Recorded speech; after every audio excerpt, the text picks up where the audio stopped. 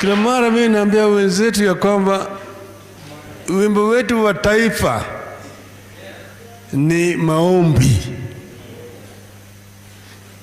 Wimbo wetu wa taifa ni maombi. Kwa hivyo hakuna haja kama mchapigwa hata kuomba tena. Wakati nasema Mungu bariki nchi yetu ya Kenya, haki iwe ngao na mlinzi, tukae na undugu, amani na uhuru, raha tupate na ustawi. Somebody say amen. Hiyo ni maombi tayari. Maana yake tunaanza kwa kutaja jina ya Mwenyezi Mungu. Waanzilishi wa taifa letu walikuwa na ndoto. Ndoto ambayo kwa kimombo inaitwa the Kenyan dream. A God-blessed country where justice is shield and the defender, and people live in unity, peace and liberty. But most importantly, plenty is found within our borders.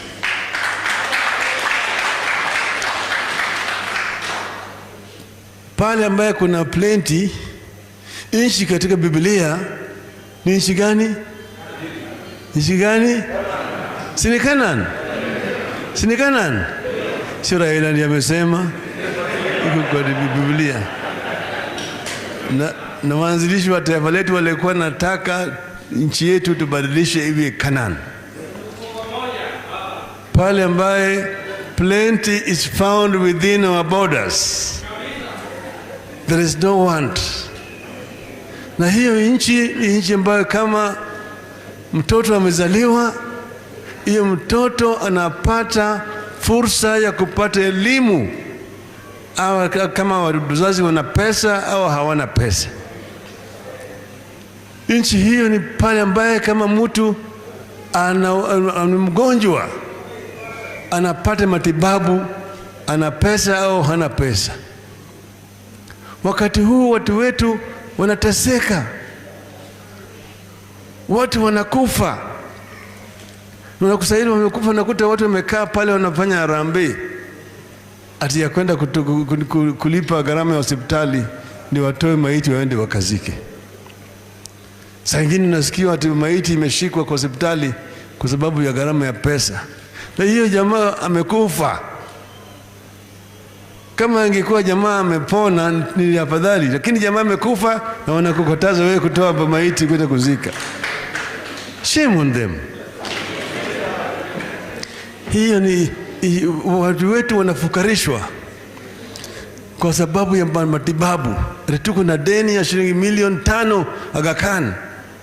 Ingine siji ngapi Matamirikodi, si Nairobi Hospital. Namna hiyo na hiyo. Watu wetu wanafukarishwa kwa sababu ya deni ya malipo ya ugonjwa. Haya tunataka kubadilisha, ili watu wetu wasiteseke kukusanya pesa kulipa gharama ya hospitali. Inawezekana. Tena hiyo Kenya mwingine sinaongea juu yake ni pale ambaye hakuna mtu analala njaa. Pale ambaye mtu hana mahali malazi, ananyeshewa na mvua huko nje kwa sababu hana nyumba ya kulala. Hiyo ndio Kenya ambayo waanzilishi wa taifa letu walikuwa wanataka. That is what the founders of our nation envisioned. Na miaka sasa ni 50 na kitu, karibu 90, bado hiyo Kenya haijafika. Lakini mimi I belong to the school of thought that believes that the Kenyan dream is real and is realizable. We can achieve the Kenyan dream, but if we want to achieve it, there must be certain fundamentals which we must get right. Number one is unity, and that is also in our national anthem. May we dwell in unity, peace and liberty. Unity of the people of Kenya, irrespective of your ethnic or tribal background. You are a Kenyan. And nobody is in Kenya here by invitation by any other person. The people are here by right. Kwa hivyo umoja wa Kenya is number one. Unity of the people. This unity meaning unite irrespective of your ethnic background, irrespective of your gender, jinsia, tena irrespective of your religion. Usibague mtu kwa sababu huyo ni Muislamu, huyo ni Mhindu, huyo ni Mkristo, Mkatoliki, Mangilikani, Mwevangelisti na kadhalika. He is a Kenyan first. And he has got a right to belong to any religion. And then we are talking about uniting our people irrespective of your age. Do not look down upon a child or a youth or a woman or an old person. All of them are equal in this country. This is when we are going to build a united country, a strong nation. Lay the foundation. Ni sababu 3 weeks ago nilikula Nakuru, nilitoa wito azimio ya umoja. Azimio ya umoja. The call to unity of our people is important. Si mwingine unasema sisi mimi sina ubaguzi, lakini saa ile Sifuna akiapply kwa kazi jina yake tu ukiona namna hii unasema huyu hatuhitaji hapa. Jina tu ukiona namna hii baya siku katika roho yako. Utakuta kama wewe umeajiri watu 10, hizi 10 8 ni kabila yako. That is not the Kenya we want. And don't just be saying it with words. Show it in action. And that is not difficult to do. It's so easy to do. We can do it. And that is when we lay the firm foundation for unity. Then we now come and look at the ideology. What sort of ideology do we have to transform our country? And we can change this country. Kenya does not live somewhere in isolation. Kenya is part and parcel of the globe we call the earth. Na kama Wakristo wanasema ati Mungu alichukua siku 6 kuumba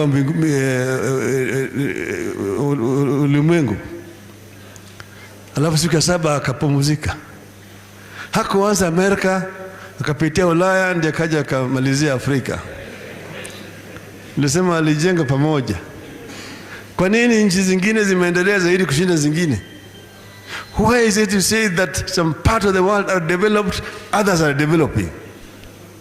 Because of lack of effort by the people who live in those other parts of the world. You don't talk about colonialism. Colonialism ni kitu ilifanyika juzi tu. Hata nchi zingine zilikuwa makoloni. Hata China ilikuwa ukoloni. India, Korea, wako wakoloni wote. But they have been able to change that, to change the narrative. Today you will find, ukisoma kitabu nitakuonyesha wewe, mwaka 52 nchi ya Ethiopia ilituma majeshi 2600 Korea, South Korea kwenda kuwasaidia. Ethiopia ilikuwa imeendelea kushinda Korea. Sasa wana Korea miaka 50 baadaye wanatuma wataalamu kwenda kusaidia Ethiopia. Wanajenga mabarabara, hospitali kule Ethiopia. Mapato ya Ethiopia kwa kila mtu kila mwaka ni shilingi 30,000 kwa mwaka. Per capita income about $400. Kule Korea ni $30,000 per capita. Korea imeshinda Ethiopia. Hata Kenya inaweza kushinda nchi zingine. Tunaweza hapa hii Kenya hii. lakini we must lay the foundation for the further